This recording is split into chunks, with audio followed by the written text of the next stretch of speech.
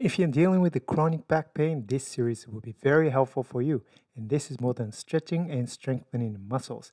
This will retrain your movement patterns and the nervous system and get you out of pain very fast. So let's get started. And go ahead and sit sideways, leaning on your hand comfortably. Don't hold your spine too rigid. You can let your spine relax. And then from the positions and begin to turn your pelvis and the hips and pay attention to your hip. And you're going to lift your hip a little bit away from the floor. And you can use your hand to guide your hip to move, to turn your pelvis to the side. If you observe the distance between your sit bones and the floor, your sit bone is going to move slightly away from the floor. And that's how you know that you are moving from your hips. And very often, when you make a turns, and many people do make a turns from the waist, from the lower back. And that is going to create lots more stress and an effort. And then over time, that can create some problems. So you are retraining these movement patterns and relearning to turn yourself and using your hips rather than initiating the movement from your lumbar spine. So be very intentional how you make these movements from your hips. Yeah, so watch your spine as you make a turn. As you begin to move from the hips, the pelvis turns, and then you can watch and feel the spine and begin to turn as well. When your spine begins to turn, and you can also feel your rib cage begin to turn as well. So everything begins to fall as the hips and the pelvis begin to turn.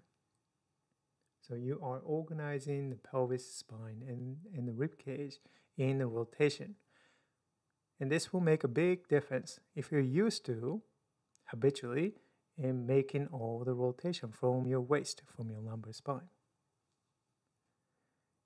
By relearning how to initiate the turns, organizing the movements from your hips, and you're going to reduce quite a bit of the stress to your lower back.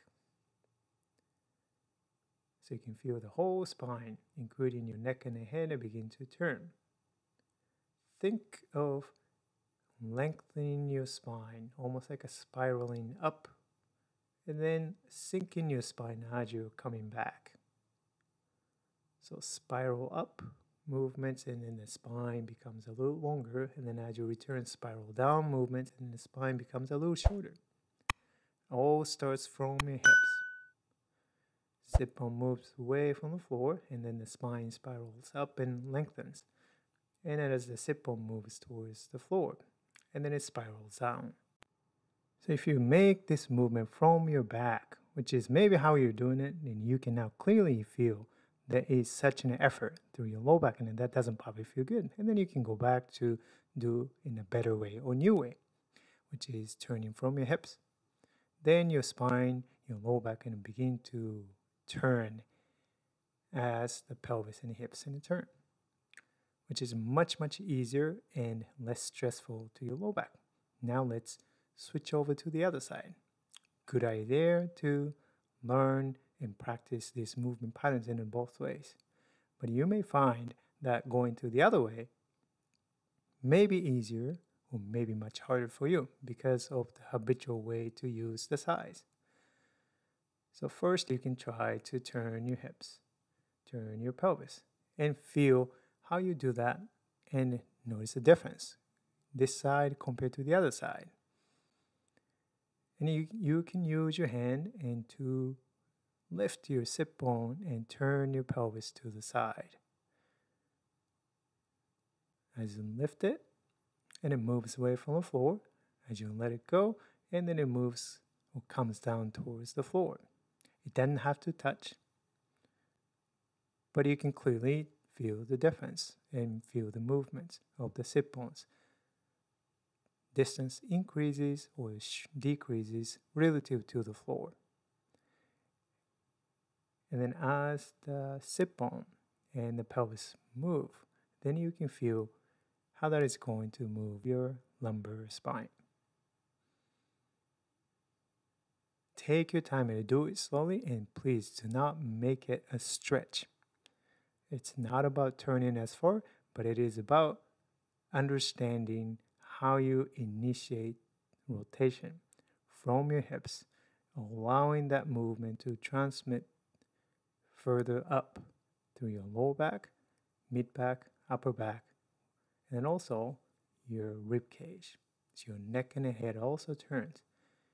And think of lengthening movement of the spine as you lift your hip, and shortening the spine as your sit bone come back to the floor. I want to remind you the purpose of this exercise is to retrain your movement patterns and the nervous system so that you change how you initiate the turn, so that you don't keep stressing your low back. You can practice this one on each side slowly 10 to 15 times, 2 sets, and twice a day. And think about how you turn yourself during the day-to-day activities. Please hit like button if you enjoyed this video, and if you haven't already, please subscribe. I will see you in the next video. Bye bye.